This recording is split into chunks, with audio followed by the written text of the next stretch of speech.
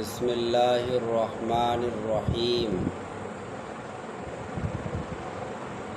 دخول اللام، یہاں پر ایک اعتراض یہ ہے کہ مصنف نے دخول اللام کہا، حالانکہ ادات تعریف صرف لام نہیں ہے، الف بھی ہے۔ حرف تعریف الف اور لام دونوں ہیں۔ رجلن پر رجلن کو جب معرفہ بنائیں گے تو اس پر صرف لام داخل کریں گے یا الف بھی؟ الف بھی، تب ہوگا الرجل۔ تو مصنف نے الف کو یہاں کیوں چھوڑ دیا؟ دخول الالفی واللام کہنا چاہیے۔ سمجھ میں آئی بات؟ اس سلسلے میں 3 مذاہب ہیں۔ ایک مذہب ہے امام سیبویہ کا۔ امام سیبویہ کہتے ہیں کہ ادات تعریف صرف لام ہے۔ ادات کے معنی حرف تعریف صرف لام ہے۔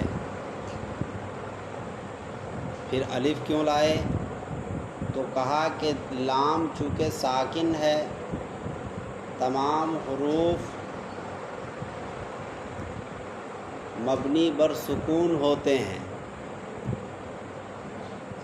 سمجھ میں آئی بات؟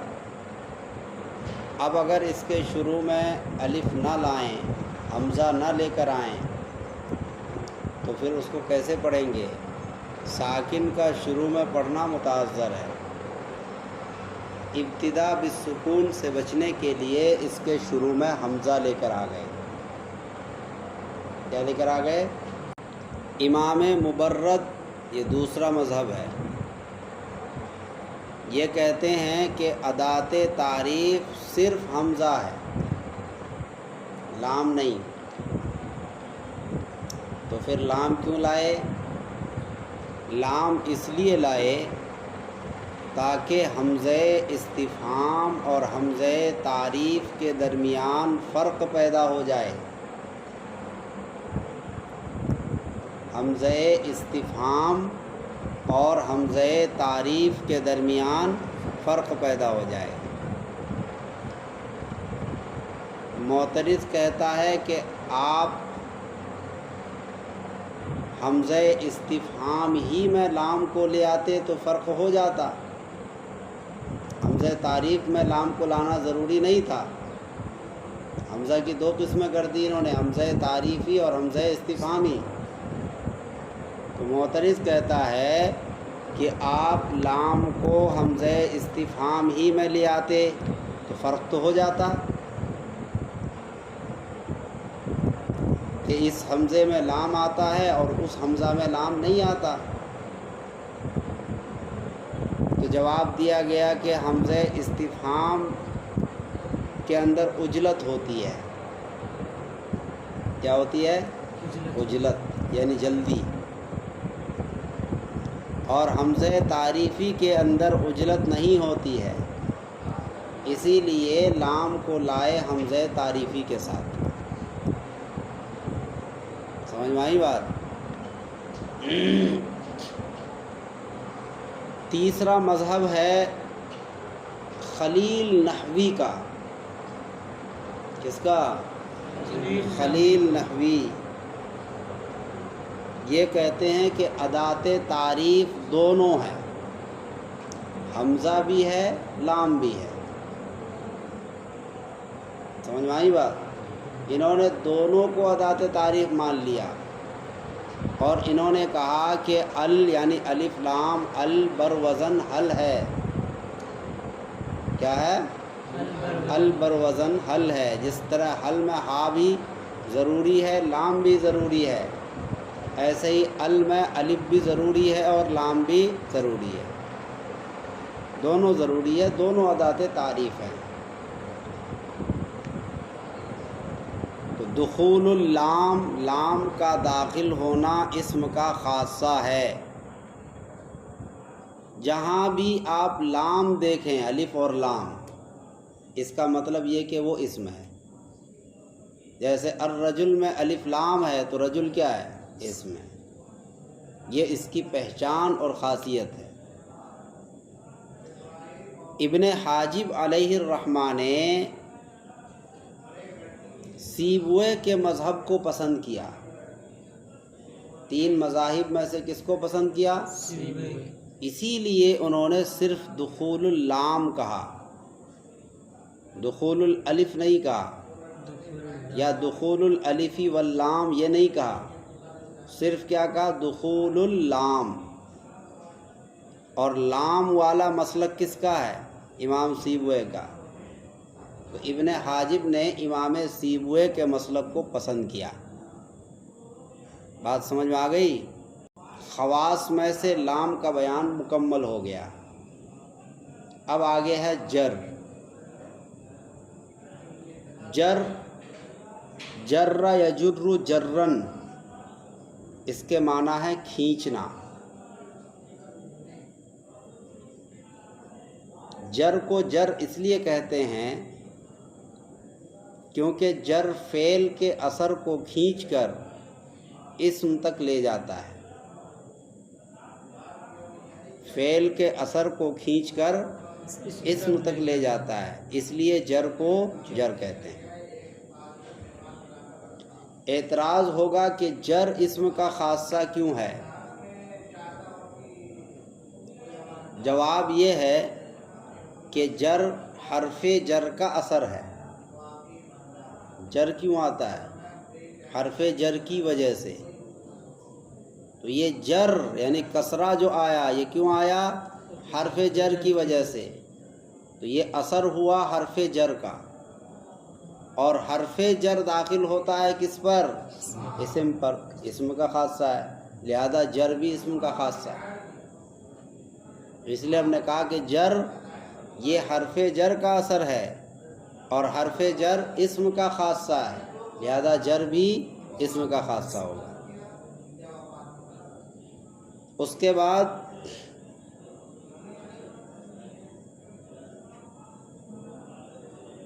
اگر جر کو، معترض کہتا ہے کہ اگر جر کو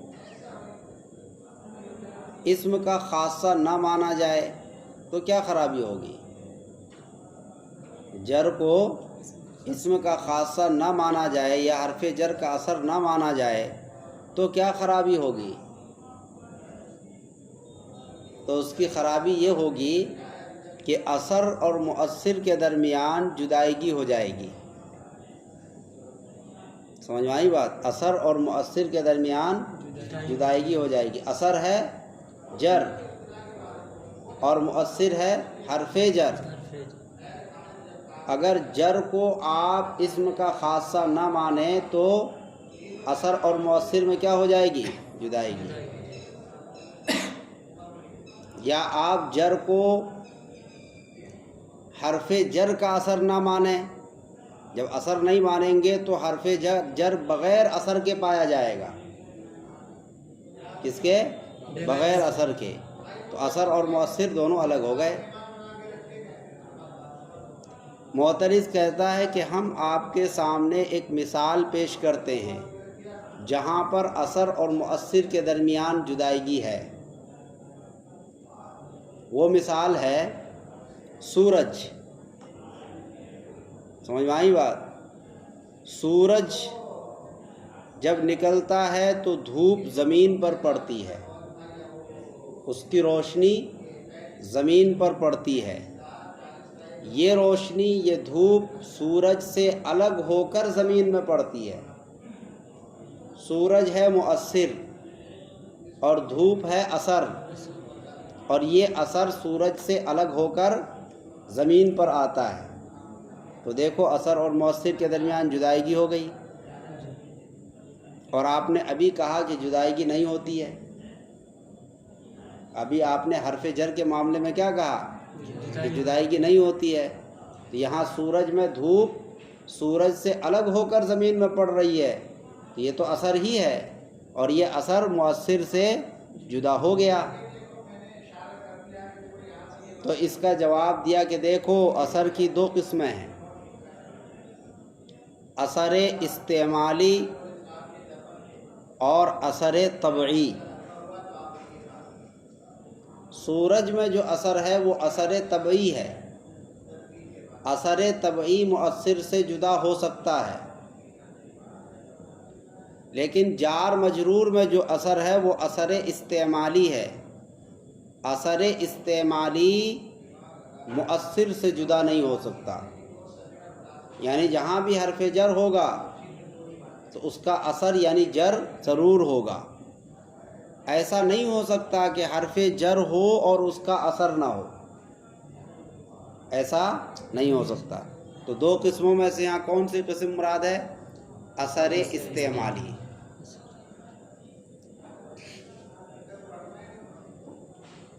یہ بات پوری ہو گئی۔ اس کے بعد لفظ ہے والتنوین۔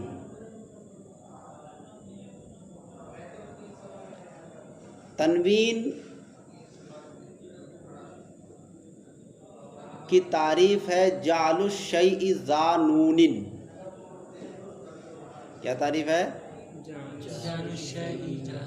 جعل الشیء ذا نون، کسی چیز کو نون والا بنانا۔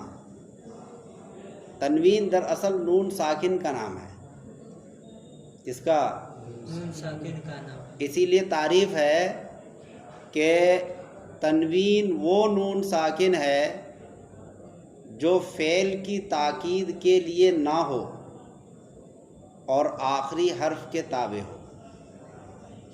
تنوین وہ نون ساکن ہے جو فعل کی تاکید کے لیے نہ ہو۔ فعل کی تاکید کے لیے ایک نون ساکن بھی ہے، نون خفیفہ، اس کو خارج کر دیا۔ جو فعل کی تاکید کے لیے نہ ہو اور آخری حرف کے تابع ہو۔ سمجھ میں آئی بات؟ کس کے؟ وہ پیچھے جو آپ کو بتایا تھا وہاں دلیل حصر، دلیل حصر پیچھے بتایا تھا کہ نہیں؟ لفظی اور معنوی۔ لفظی دو حال سے خالی نہیں، ذکر الشیء فی اولی ہوگا یا ذکر الشیء فی آخری ہوگا۔ ذکر الشیء فی اولی ہی ہو تو وہ کیا ہے؟ دخول اللام ہے، کیونکہ لام شروع میں آتا ہے۔ اور ذکر الشیء فی آخری ہی ہو تو دو حال سے خالی نہیں، یا تو حرکت ہوگی یا حرکت کے تابع۔ اگر حرکت ہوگی تو وہ جر ہے، اور اگر حرکت کے تابع ہو تو وہ تنوین ہے۔ سمجھ میں آئی بات؟ تو جو آخری حرف کے تابع ہو اس کو کہتے ہیں تنوین۔ یہاں اعتراض ہوگا کہ تنوین اسم کا خاصہ کیوں ہے؟ تنوین اسم کا خاصہ کیوں ہے؟ اس کا جواب یہ ہے کہ تنوین جو ہے یہ انفصال کو چاہتی ہے۔ انفصال یعنی جدائیگی کو، اور اسم بھی انفصال کو چاہتا ہے، تو دونوں انفصال کو چاہتے ہیں، اس لیے تنوین اسم کا خاصہ۔ فعل کا اور حرف کا خاصہ اس لیے نہیں ہے کیونکہ فعل اور حرف دونوں اتصال کو چاہتے ہیں۔ فرق ہو گیا نا؟ تنوین انفصال کو چاہتی ہے، فعل اور حرف اتصال کو۔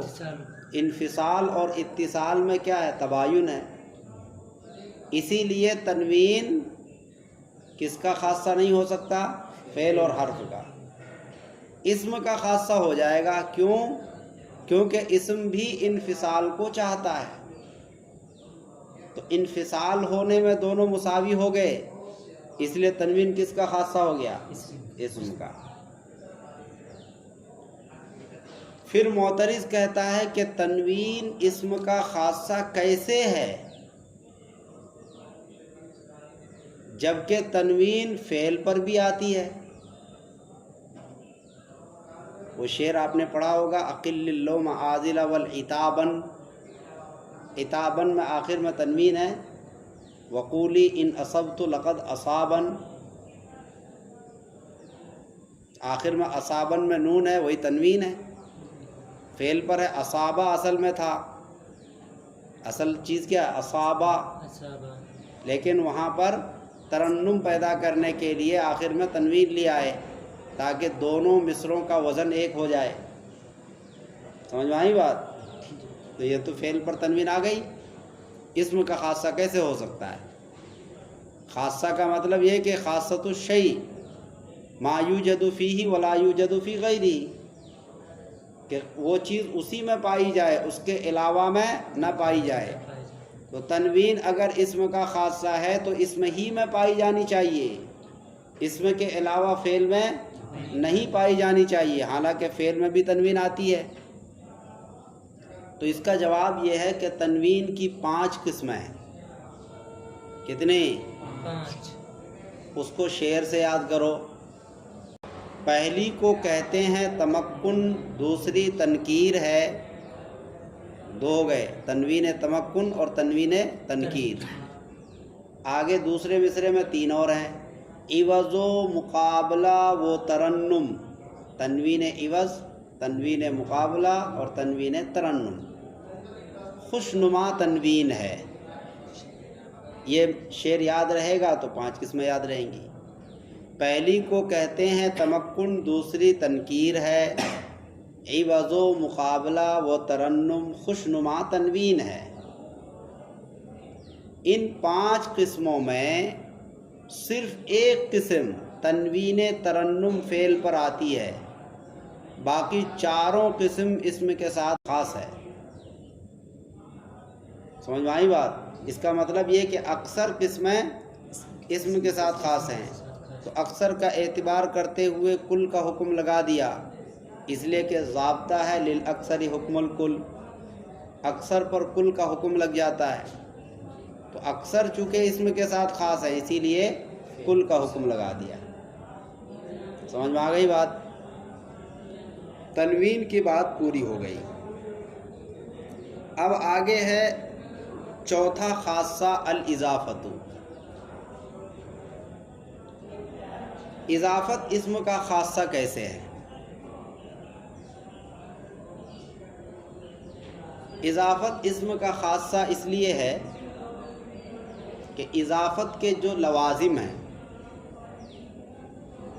تعریف، تخصیص، تخفیف، اضافت کے 3 فائدے ہوتے ہیں، تعریف، تخصیص، تخفیف، یہ تینوں اضافت کے لیے لازم ہیں۔ تو اضافت کیا ہوا؟ ملزوم۔ یہ تینوں اضافت کے لیے لازم ہوئے، تینوں لازم ہوئے تو اضافت کیا بنا؟ ملزوم۔ تو جب لوازم یعنی لازم اسم کے ساتھ خاص ہے تو ملزوم بھی اسم کے ساتھ خاص ہوگا، کیونکہ لازم اور ملزوم کا ضابطہ ایک ہی ہے۔ سمجھ میں آئی بات؟ جب لوازم اسم کے ساتھ خاص ہیں تو ملزوم بھی، ملزوم کون ہے؟ اضافت، یہی اضافت جو یہاں پر ہے۔ اضافت کے کتنے لازم ہیں؟ کتنے فائدے؟ اسی کو فائدے بھی کہہ سکتے ہیں، لوازم بھی کہہ سکتے ہیں۔ اضافت کا فائدہ ہوتا ہے تعریف کا، کبھی اضافت سے مضاف معرفہ بن جاتا ہے، سمجھ میں آئی بات؟ کبھی تخصیص کا فائدہ ہوتا ہے، جیسے نکیرہ کی طرف اضافت کریں گے تو تخصیص کا فائدہ ہوگا، جیسے غلام، تو غلام سے مراد عام غلام ہے، لیکن جب آپ نے رجل کی طرف اضافت کر دی غلام رجل، تو یہ غلام خاص ہو گیا کس کا؟ مرد کا، اب عورتوں کا غلام اس سے نکل گیا تو تخصیص ہو گئی۔ اور تخفیف کا بھی فائدہ ہوتا ہے، تنوین گر جاتی ہے، پہلے غلام تھا، اضافت کی وجہ سے تنوین گر گئی تو کیا ہوا؟ غلامو ہو گیا، تخفیف ہو گئی۔ جی تو 3 فائدے ہوتے ہیں، تعریف، تخصیص، تخفیف۔ اگر معرفہ کی طرف اضافت کریں گے تو کیا بن جائے گا؟ معرفہ۔ جیسے غلام زید، تو غلام بھی کیا بن گیا؟ معرفہ۔ سمجھ میں آئی بات؟ یہ تینوں چیزیں خاص ہیں کس کے ساتھ؟ اسم کے ساتھ۔ تو جب لازم خاص ہے تو ملزوم بھی کیا ہوگا؟ اسم ہی کے ساتھ خاص ہوگا۔ اس لیے اضافت اسم کا خاصہ ہے۔ اسناد الیہ یہ 5واں خاصہ ہے، اسم کا 5واں خاصہ اسناد الیہ۔ اسناد الیہ سے مراد ہے مسند الیہ ہونا۔ یہ اسم کا خاصہ کیوں ہے؟ تو آسان بات ہے، اسم مسند اور مسند الیہ دونوں ہوتا ہے، فعل صرف مسند ہوتا ہے اور حرف کچھ بھی نہیں۔ تو جو مسند اور مسند الیہ دونوں ہے، اسناد الیہ اسی کا خاصہ ہوگا۔ مسند اور مسند الیہ کون ہے؟ اسم، لہذا اسناد الیہ کس کا خاصہ ہوگا؟ اسم ہی کا ہوگا۔ آسان سی بات ہے۔ تو اضافت سے مراد ہے مضاف ہونا، اور اسناد الیہ سے مراد ہے مسند الیہ ہونا۔ سمجھ میں آئی بات؟ یہ 5 خاصے آپ کے سامنے بیان کر دیے۔ یہ خاصے جہاں بھی آئیں گے اسم پر آئیں گے۔ سمجھ میں آئی بات؟ اور یہ پتہ چل جائے گا کہ یہ اسم ہے۔ الف لام سے پتہ چل جائے گا کہ یہ اسم ہے، جر سے پتہ چل جائے گا کہ یہ اسم ہے، تنوین سے پتہ چل جائے گا یہ اسم ہے، اضافت سے پتہ چل جائے گا اسم ہے۔ ایسے ہی اسناد الیہ سے بھی یہی پتہ چلے گا کہ وہ اسم ہے۔ یہ 5 خاصے جو اہم تھے ابن حاجب نے آپ کے سامنے بیان کر دیے۔ حالانکہ میں نے آپ کو کل بتایا تھا کہ یہ کتاب مفصل سے مختصر ہے، مفصل علامہ زمخشری کی کتاب تھی، اسی کتاب سے ابن حاجب نے مختصر کر کے یہ کتاب بنائی جس کا نام انہوں نے رکھا کافیہ۔ تو چونکہ انہوں نے مختصر کیا ہے کتاب کو، تو وہاں 20 خاصے تھے، 20 میں سے یہاں انہوں نے 5 کو بیان کر دیا۔ سمجھ میں آ گئی بات؟